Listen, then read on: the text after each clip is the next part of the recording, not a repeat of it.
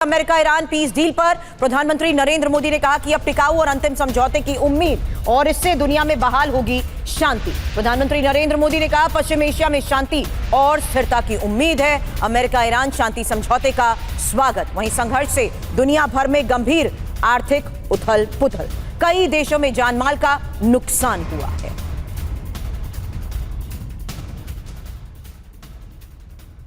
लेकिन अब America Iran करार को लेकर सबसे बड़ी खबर यह है कि 24 घंटे के अंदर ही खतरे में है अमेरिका ईरान समझौता। इजरायल के रक्षा मंत्री की यह चेतावनी, ट्रंप का समझौता हम पर लागू नहीं।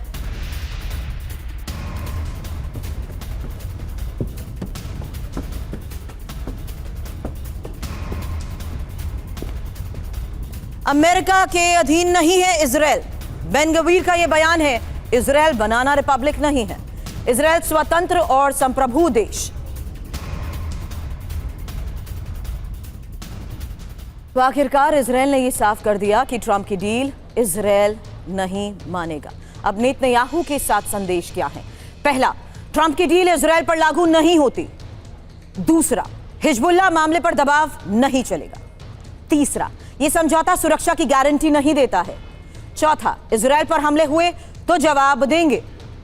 पांचवा, इजरायल के बिना शांति मुमकिन ही नहीं।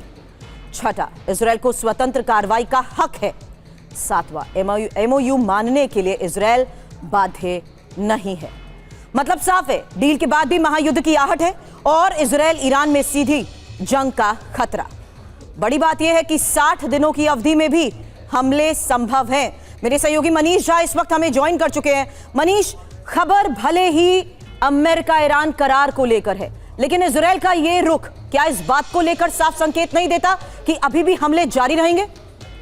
देखिए, इस पूरे संघर्ष की बुनियाद क्या है? बुनियाद यह है कि इजरायल और ईरान दोनों एक दूसरे के अस्तित्व को नकारते हैं और जब तक उनके बीच में कोई सहमति नहीं बन जाती, ये संघर्ष हो ही नहीं सकता है, संघर्ष रुक ही नहीं सकता है। अब आप देख लीजिए कि कल मतलब 12 घंटे भी नहीं हुए हैं, ईरान ने यह फैसला किया कि इजरायल ने जो बेरूत पर हमला किया है उसकी जवाबी कार्रवाई की जाएगी और ईरान के तरफ से हमले की तैयारी कर ली गई थी।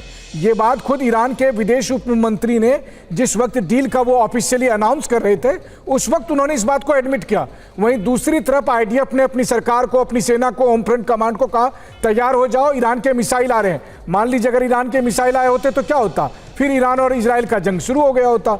वही कंडीशन आज भी बना हुआ है। अगर आईडीएफ साउथ लेबनान को खाली नहीं करती है, हिजबुल्लाह पर हमले होते हैं, ईरान की तरफ से हमले होंगे, फिर चाहे ट्रंप जो भी डील का दावा करे, कभी भी युद्ध शुरू हो जाएगा। डील तो स्ट्रेट ऑफ हार्मूज को लेकर होनी थी, डील तो न्यूक्लियर एनरिचमेंट को लेकर होनी थी, लेकिन हुआ क्या? हुआ ये कि अमेरिका ईरान डील से इजरायल को झटका लगा है और इजरायल को डील से बाहर ही रख दिया गया। खबर यह है कि ईरान प्रॉक्सी ग्रुप का मुद्दा भी एमओयू से बाहर है और एमओयू में लेबनान में तुरंत सीज फायर की बात। हालांकि अमेरिका ईरान डील में इजरायल की अनदेखी के बारे में ही मनीष इस वक्त समझा रहे थे, लेकिन इस डील से इजरायल को जिस तरीके से बाहर रखा गया है, एमओयू में लेबनान में सीज फायर की बात और यूएस से इजरायल को सिर्फ आश्वासन मिला है। हालांकि एक और बड़ी बात यह कि अमेरिका का रुख और इजरायल का रुख क्या है यह भी जान लीजिए। जहां अमेरिका युद्ध रोकना चाहता है, डील कर रहा है, वहीं इजरायल साफ कर चुका है कि ईरानी परमाणु क्षमता का खात्मा होना जरूरी है, जबकि इजरायल यह भी साफ कर चुका है कि तत्काल और कठोर कार्रवाई संभव। वहीं अमेरिका परमाणु मुद्दे पर 60 दिन की वार्ता का जो ये आश्वासन भी दे रहा है, इसको लेकर भी थोड़ी देर में एक और डिटेल रिपोर्ट। वहीं अमेरिका के रुख में सीमित समझौता स्वीकार करने की जो बात सामने आ रही है, उस बारे में भी इंफॉर्मेशन रखेंगे आपके सामने। लेकिन उससे पहले इजरायल का रुख जान लीजिए, क्योंकि अधूरा समझौता अस्वीकार कर चुका है इजरायल। वहीं आर्थिक राहत से ईरान और मजबूत होगा, ये इजरायल साफ कह रहा है, जबकि अमेरिका प्रतिबंधों में चरणबद्ध राहत देने के लिए कैसे तैयार है, ये इंफॉर्मेशन भी आपके सामने रखेंगे। हालांकि एमओयू पर सहमति बनने के बाद नेतन्याहू ने लेबनान में हमले और तेज कर दिए हैं, जबकि अब से 10 घंटे पहले ही यह खबर थी कि किस तरीके से डोनाल्ड ट्रंप ने नेतन्याहू से बातचीत भी की है और उन्हें साफ तौर पर कहा है कि हमले लेबनान पर नहीं होने चाहिए। लेकिन हिजबुल्लाह के ड्रोन हमलों का जवाब। एक और बड़ी खबर है, बेरूत में आईडीएफ की भीषण बमबारी, एयर स्ट्राइक में हिजबुल्लाह कमांड सेंटर को तबाह कर दिया गया। इस आईडीएफ हमले में हिजबुल्लाह के कई कमांडर मारे गए।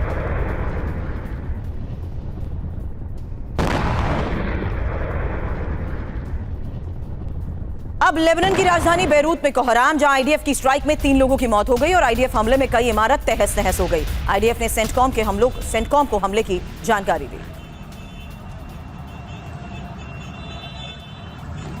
हालांकि बेरूत में आईडीएफ के हमलों का एक और वीडियो भी सामने आ चुका है। बेरूत के दहियेह इलाके में ये इमारत तबाह हुई है और गाइडेड बॉम्ब से हिजबुल्लाह का ठिकाना ध्वस्त। अभी भी हिजबुल्लाह नहीं माना तो सर्वनाश तय है।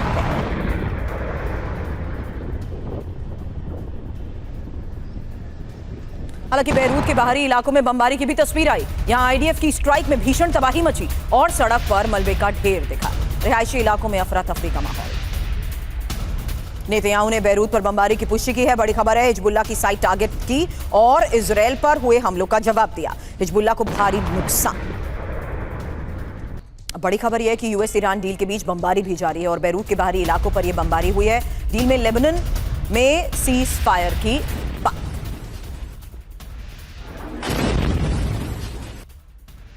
तो ट्रंप की शर्तें क्या नेतन्याहू मानेंगे? ये एक बड़ा सवाल इसलिए क्योंकि डील की शर्तों से नेतन्याहू नाराज हैं और प्रॉक्सी फंडिंग जारी रहने पर भी नाराजगी। वहीं लेबनान में सीज फायर की शर्त पर भ्रम। हिजबुल्लाह से बदला चाहते हैं नेतन्याहू और न्यूक्लियर डील कमजोर होने से भी खतरा। हालांकि मिसाइल प्रोग्राम भी इजराइल के लिए घातक, जहां इजराइल को डील से दूर रखने से मतभेद और इजराइल पर डोनाल्ड ट्रंप ने कहा है कि नेतन्याहू में जरा भी समझदारी नहीं है, लेबनान में कार्रवाई रोकनी ही होगी। लेकिन ईरान से संधि के बाद अब डोनाल्ड ट्रंप की चेतावनी को लेकर भी खबर है। एटमी डील नाकाम तो हमले तय। न्यूक्लियर पर 60 दिन की डेडलाइन और एटमी वेपन बनाने की इजाजत नहीं। न्यूयॉर्क टाइम्स के हवाले से फिलहाल इस बड़ी खबर पर क्या दावा किया जा रहा है, यही अगली इंफॉर्मेशन।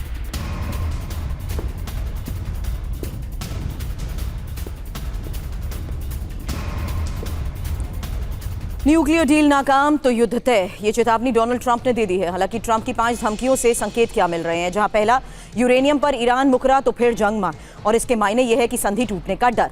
जबकि न्यूक्लियर पर 60 दिन की डेडलाइन, जहां ईरान नहीं माना तो भी हमले तय। न्यूक्लियर वेपन बनाने की इजाजत नहीं, जहां यूरेनियम की शर्त अनिवार्य, और एटमी डील को अंतिम रूप देना होगा। जबकि सहमति नहीं बनी तो सर्वनाश। जबकि न्यूक्लियर पर ठोस डील होगी, समाधान नहीं निकला तो तबाही तय है। मनीष, हर फ्रंट से डोनाल्ड ट्रंप का रुख साफ है कि वो ईरान से डील चाहते हैं। क्या ये वाकई पॉसिबल है कि इजराइल बिना अमेरिका की रजामंदी के इस स्तर पर ऑपरेशन चलाए? बैक चैनल ये कोई और स्ट्रैटेजी तो नहीं है कि लेबनान वाले फ्रंट पर हमले जारी रखे तब तक हम सिचुएशन को ईरान वाले फ्रंट पर कंट्रोल कर सके? देखिए, मुझे तो एक बात ये समझ में आती है कि जो 450 किलो संवर्धित यूरेनियम था वो कहाँ पर रखा हुआ है। अमेरिका को इसके बारे में पता ही नहीं चल पा रहा, इजराइल को पता ही नहीं चल पा रहा। ईरान के नए सुप्रीम लीडर मुस्तफा खमनेई कहाँ पर हैं, किसी को कोई पता नहीं चल पा रहा है। क्यों? क्योंकि आईआरजीसी ने अपने आप को बहुत अलर्ट रखा है, हाई अलर्ट पर है वो। लेकिन एक बार जब आप डील करते हैं और उसके बाद नेगोशिएशन के नाम पे फिर आपको भी मौका मिलता है और कुछ और जानकारी मिलती है ताकि आपको एक्यूरेट पता चल सके कि 450 केजी संवर्धित यूरेनियम है कहाँ, उसको किस कंडीशन में रखा गया है। इसके लिए आप आईएईए को इन्वॉल्व करते हैं। याद करिए, लीबिया प्लान यही तो था, उसमें इसी तरीके से तैयार किया गया था नेगोशिएशन के नाम पर, जिसमें बाद में गद्दाफी ने एक के बाद एक अपने जो परमाणु कार्यक्रम है उसको वापस किया, हथियारों को वापस किया, और उसके बाद उसका अंत क्या हुआ। ये सब कुछ अगर आप देखें तो वो कहते हैं ना कि नज़दीक का फायदा देखने से पहले दूर का नुकसान देखना चाहिए। ईरान को ये समझना चाहिए कि कहीं ऐसा तो नहीं कि एक जाल बिछाया जा रहा है और उस जाल में वो फंसते जा रहे हैं। वैसे ईरान चाहता है कि ये युद्ध टालता जाए, वो युद्ध को टालना चाहते हैं, लेकिन उसकी कीमत कितनी अधिक आगे होगी ये देखने वाली बात होगी। नहीं, एक और सबसे बड़ा फैक्ट है जिसे रूल आउट नहीं किया जा सकता मनीष, कि यहाँ पर डोनाल्ड ट्रंप एक सेफ एग्जिट चाहते थे, उन्हें नहीं मिला। डोनाल्ड ट्रंप एक विक्ट्री एग्जिट चाहते थे, उसकी तो उम्मीद ही खत्म हो गई क्योंकि ईरान अपनी शर्तों के साथ बातचीत कर रहा था। वहीं सबसे बड़ी बात यह है कि अभी भी अगर करार को लेकर बात आ रही है तो खबर अमेरिका से करार में ईरान की बड़ी जीत को लेकर भी है। ईरान में यूरेनियम का संवर्धन जारी रहेगा और ईरान में लो लेवल एनरिचमेंट जारी रहेगा। 3.67% यूरेनियम संवर्धन करता रहेगा ईरान। ट्रंप ने दावा किया था कि एनरिचमेंट नहीं करने देंगे। अब एक और इंफॉर्मेशन, कैसे 14 सूत्री समझौते में परमाणु मुद्दे को टाल दिया गया है और कैसे यूरेनियम संवर्धन पर ईरान की जीत हुई है। हालांकि अमेरिका ईरान एमओयू कितने दिन चलेगा ये एक बड़ा सवाल है, लेकिन इस बीच देखिए कि इन मुद्दों को 60 दिन के लिए टाला गया है, जिसमें महत्वपूर्ण है ईरान का परमाणु कार्यक्रम, महत्वपूर्ण है 440 किलो एनरिच यूरेनियम, वही परमाणु केंद्रों की गतिविधियां और आईएईए की निगरानी। एक और सबसे बड़ा मुद्दा, क्या ईरान इन मुद्दों पर राजी होगा? ये एक बड़ा सवाल इसलिए क्योंकि यूरेनियम भंडार का सरेंडर, परमाणु प्रोग्राम रोकना, हालांकि इसके बारे में कोई इंफॉर्मेशन नहीं है, जिसको लेकर अभी मनीष ने बड़ी बात कही। ट्रंप की सख्ती का हुआ क्या? ईरान के परमाणु कार्यक्रम पर ही युद्ध शुरू हुआ था और ट्रंप ने बार बार यह कहा कि ईरान के पास परमाणु बॉम्ब, सीज फायर में ट्रंप ने कहा परमाणु बॉम्ब नहीं बनाने देंगे और ट्रंप ने कई बार कहा यूरेनियम सरेंडर ईरान को करना ही होगा। हालांकि अगर ईरान यूरेनियम सरेंडर ना करने पर अड़ा तो समझौता भी खत्म। अब अमेरिका ईरान समझौते में परमाणु पेच कैसे फंसा हुआ है, ये एक और डिटेल इंफॉर्मेशन, क्योंकि परमाणु मुद्दों पर 60 दिन में वार्ता होगी। अब ईरानी मिसाइल प्रोग्राम को एजेंडा से ही हटाया गया। अब परमाणु डील पर बातचीत जारी।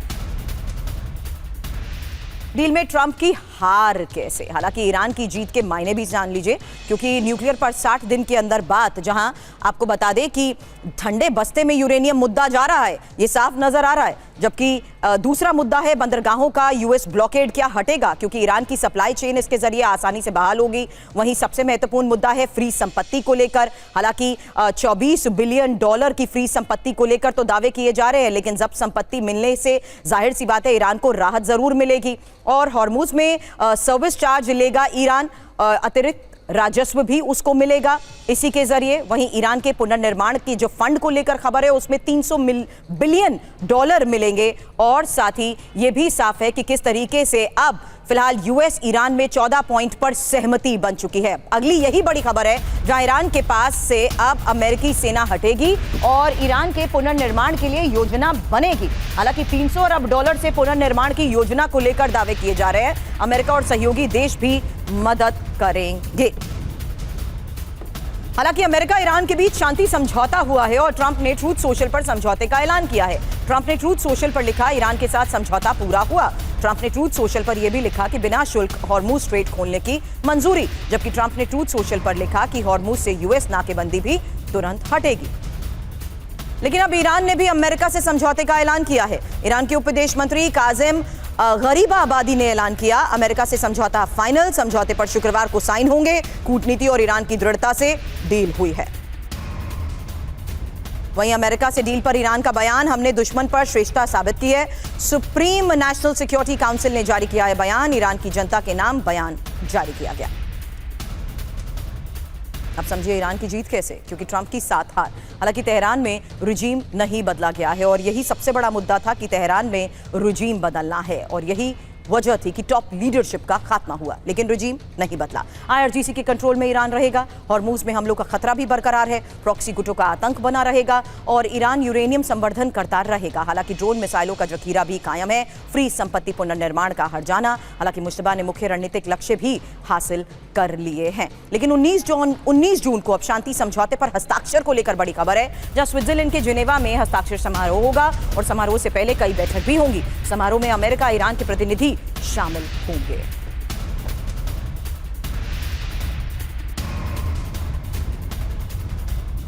अब अमेरिका ईरान के बीच समझौते के ये 14 पॉइंट आखिर है क्या? एक एक इंफॉर्मेशन इसी डील, इसी करार को लेकर अब आपके सामने, जहां ईरान के खिलाफ तत्काल युद्ध विराम और स्थायी रूप से युद्ध रोकने पर सहमति। हालांकि लेबनान सहित सभी मोर्चों पर युद्ध खत्म और नाकेबंदी और सैन्य वापसी भी जल्द हो। 30 दिन में स्ट्रेट ऑफ हॉर्मुज यूएस पूरी तरह से खोले, यूएस तेल बिक्री पर लगे प्रतिबंध निलंबित करे और 60 दिनों के भीतर ही परमाणु समस्या पर समझौता। वहीं ईरान संधि के विरुद्ध यूरेनियम का इस्तेमाल न करे। हालांकि आर्थिक पुनर्निर्माण योजना में यूरेनियम का इस्तेमाल और ईरान के आंतरिक मामलों में यूएस हस्तक्षेप न करे। जबकि अंतिम समझौते पर यूएन सुरक्षा परिषद की मुहर होगी और ईरान की संप्रभुता का सम्मान करने का वादा। इस बीच ईरान को 300 अरब डॉलर का पुनर्निर्माण भुगतान। वहीं 60 दिनों में ईरान को 24 बिलियन डॉलर की राशि मिलेगी। अब ईरान से डील पर ही अमेरिका के सीनेटर ने कहा है कि ईरान के सामने सरेंडर युद्ध से बेहतर। क्रिस मर्फी का यह बयान है, ईरान से समझौते का स्वागत होना चाहिए और युद्ध जारी रहने से अमेरिका कमजोर होगा। तो फिलहाल इसी समझौते को लेकर क्रिस मर्फी का यह बयान कि ईरान से समझौते का स्वागत होना चाहिए, क्योंकि युद्ध अगर जारी रहा तो जाहिर सी बात है अमेरिका और ज्यादा कमजोर होगा। लेकिन अब ट्रंप की मजबूरी, संधि जरूरी। घुटनों पर अमेरिका कैसे, क्योंकि यूरेनियम संवर्धन जारी रहेगा, जहां न्यूक्लियर पर यूएस पीछे हट चुका है, जबकि ईरान इस प्रोग्राम पर काम जारी रखेगा। वहीं बंदरगाहों का यूएस ब्लॉकेड हटेगा। दबाव में यूएस को अब इसको लेकर भी झुकना पड़ा है। स्ट्रेट ऑफ हार्मूज में सर्विस चार्ज ईरान लेगा, यानी शुल्क अभी भी लगेगा, लेकिन मनमानी नहीं रोक पाए डोनाल्ड ट्रंप। वहीं हिजबुल्लाह और हमास हुती पर चुप्पी ही। ये साफ है किस तरीके से प्रॉक्सी फंडिंग की शर्त भी अब डील से बाहर हो चुके हैं, जबकि टफ नेगोशिएटर मुश्तबा निकले, जहां शर्तों पर ट्रंप की मनमानी उन्होंने नहीं चलने दी। और रहा सवाल फ्री संपत्ति का, तो फ्री संपत्ति से $24 बिलियन मिलेंगे। जब्त संपत्ति की शर्त भी माननी पड़ी है। वहीं सऊदी, यूएई और कतर जैसे सहयोगियों का भी वो दबाव, जहां अरब देशों के दबाव में ही ट्रंप को अब झुकना पड़ा है। खबर अमेरिका ईरान डील के बाजार पर असर को लेकर भी है, जहां एशियाई शेयर बाजार में तेजी दर्ज की गई है और निकेई में 5% और कॉस्पी में 5.7% का उछाल आया है। अब यूएस ईरान में शांति समझौता, जहां मंदी से क्या दुनिया बच पाएगी, एक बड़ा सवाल है, इसलिए क्योंकि असर पड़ा, बड़ा असर हुआ स्ट्रेट ऑफ हार्मूज को देखते हुए। ये असर, जहां स्ट्रेट ऑफ हार्मूज खुला तो हॉर्मूज से नाकेबंदी हटेगी और साथ ही साफ है कि वैश्विक तेल सप्लाई भी इसके जरिए सामान्य होगी। तेल की कीमतों में भी इसके बाद कमी संभव है, शिपिंग की लागत कम होगी और व्यापार की गति भी तेज होगी, जबकि महंगाई का दबाव कम और निवेशकों का आत्मविश्वास एक बार फिर से बढ़ना जरूरी है और मंदी का खतरा भी कम होगा। रूस का कीव पर बहुत बड़ा हमला, बैलिस्टिक मिसाइलों से कीव पर अटैक की अब ये पहली तस्वीर। पेचरस्क लावरा नाम की चर्च को निशाना बनाया गया। ईसाई जगत के सबसे पवित्र स्थानों में से एक है ये चर्च।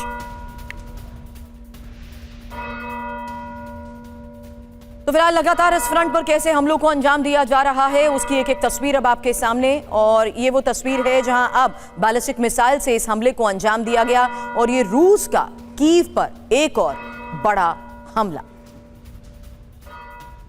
इस हमले में चर्च की छत पूरी तरह तबाह हो गई।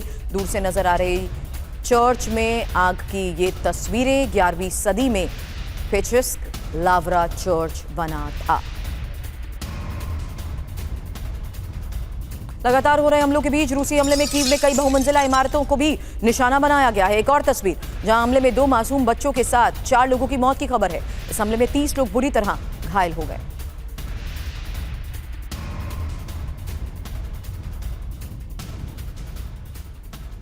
अब कीव के आसपास के इलाकों पर भी हमले हुए हैं। व्यावसायिक इमारतों, बाजारों पर अटैक को लेकर खबर है। बिजली की लाइंस को भारी नुकसान पहुंच रहा है। आधे कीव में बिजली का संकट पैदा हो चुका है।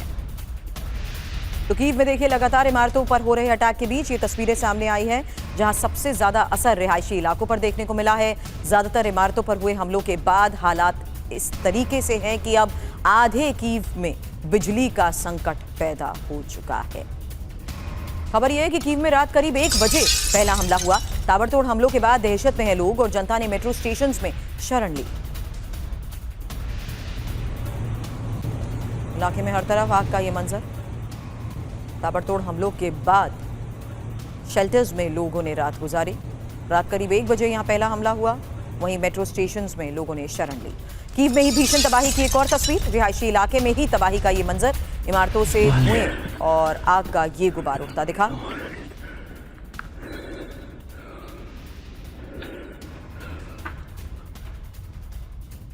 और आगे बढ़ते हैं। रियो डी जेनेरो ब्राजील में ही हवा में कैसे 2 हेलीकॉप्टर टकराए, वो तस्वीरें सामने आई। हेलीकॉप्टर में सवार 6 लोगों की मौत हो गई। इस हादसे में अमेरिकी सिंगर ओलिवर ट्री की मौत हुई है। इस टक्कर के बाद हेलीकॉप्टर ईवी कार के शोरूम में गिर गए। दुर्घटना के कारणों का पता लगाया जा रहा है। इन तस्वीरों को जरा गौर से देखिए। हवा में 2 हेलीकॉप्टर्स की टक्कर की ये तस्वीरें हैं। ब्राजील रियो डी जेनेरो से सामने आई वो तस्वीर जिसमें अमेरिकी सिंगर की मौत हो गई। हालांकि यह हादसा क्यों हुआ, कैसे हुआ, इसको लेकर जांच लगातार जारी है। दुर्घटना के कारणों का पता लगाया जा रहा है। लेकिन एक और बड़ी खबर यह है कि हवा में हेलीकॉप्टर्स की टक्कर के बाद ही हेलीकॉप्टर ईवी कार के शोरूम में गिरे। 2 हेलीकॉप्टर्स की टक्कर जिसमें 6 लोगों की मौत हो गई। 2 तस्वीरें एक साथ आपको दिखा रहे हैं। रियो डी जेनेरो के आसमान में हेलीकॉप्टर्स की टक्कर की ये तस्वीरें हैं। दोनों हेलीकॉप्टर्स में 6 लोग सवार थे। हादसे में किसी की भी जान नहीं बच सकी। हादसे में अमेरिकी सिंगर ओलिवर ट्री की जान गई है। इस टक्कर के बाद हेलीकॉप्टर एक कार के शोरूम पर गिरा, जिसके बाद वहां धमाका हुआ, आग लग गई। तो यूएस सिंगर भी इस हेलीकॉप्टर में सवार थे। 6 लोगों की दर्दनाक मौत की ये तस्वीरें सामने आई हैं। ब्राजील में ये हवाई हादसा हुआ क्यों, इसकी जांच की जा रही है। लेकिन इन तस्वीरों से साफ है कि किस तरीके से हवा में ही, आसमान में ही उड़ान के दौरान इन दोनों हेलीकॉप्टर्स की टक्कर हुई और सीधा एक शोरूम में आकर ये हेलीकॉप्टर्स गिरे। 6 लोगों की मौत की खबर है और इसी एक क्रैश में अमेरिकी सिंगर की भी जान गई। अब पाकिस्तान में विमान हादसे का खौफनाक वीडियो देखिए। पाकिस्तानी एयरफोर्स का ट्रेनी विमान क्रैश हुआ, सड़क पर यह विमान गिर गया, मिनटों में आग का गोला बन गया। खास लगे सीसीटीवी से भी ये तस्वीरें सामने आई हैं, जहां देखिए खैबर के मर्दान में ट्रेनी विमान क्रैश हुआ और बीच सड़क पर आकर कैसे आग का ये गोला बना। हालांकि दर्दनाक तस्वीरें हैं ये, क्योंकि बीच सड़क पर आग लगने से कुछ ही सेकंड पहले 2 बाइकर्स या 2 स्कूटीज भी इसमें नजर आ रही हैं। एक बार फिर से इन तस्वीरों को देखिए। इस सड़क से गुजर रहे लोग भी इस आग की चपेट में आ गए। पाकिस्तानी एयरफोर्स का ट्रेनी विमान कैसे क्रैश हुआ और सड़क पर विमान गिरा, जहां चंद सेकंड में सड़क पर आग ही आग, और इसी सड़क से गुजर रहे ये बाइकर्स और स्कूटी सवार भी इसकी चपेट में। और उसके बाद की भी एक और तस्वीर, जहां देखिए किस तरीके से विमान क्रैश के बाद इलाके में अफरा तफरी का ये माहौल। हालांकि इस आग पर भी काबू पाया गया। ये देखिए तस्वीरें, पाकिस्तानी एयरफोर्स का ये ट्रेनी विमान क्रैश हुआ और खैबर के मर्दान में क्रैश हुए ट्रेनी विमान की तस्वीर आपके सामने है। सड़क पर क्रैश हुआ ये विमान, जिसकी तस्वीरें हैं, जहां इस हादसे में दोनों पायलट की मौत हो गई, जबकि 3 लोग घायल हुए हैं। पाकिस्तानी एयरफोर्स ने जांच के आदेश दिए हैं, लेकिन ब्राजील रियो दी जेनेरो में हुए हेलीकॉप्टर क्रैश की भी अब जांच की जा रही है कि अचानक हवा में कैसे दोनों हेलीकॉप्टर टकराए और 6 लोगों की मौत हो गई और इसी हेलीकॉप्टर में सवार यूएस सिंगर की भी मौत हो गई।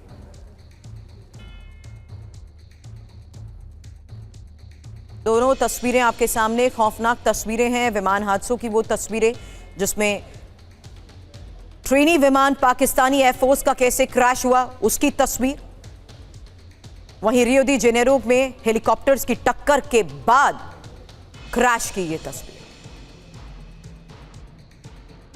खबर नागौर में सड़क हादसे की है, जहां राजस्थान में नागौर में सड़क हादसा हुआ, 3 लोगों की इसमें जान गई। नागौर के रियाबड़ी में NH 458 पर एक बस और कार की आमने सामने की टक्कर, ये लोग पुष्कर जा रहे थे।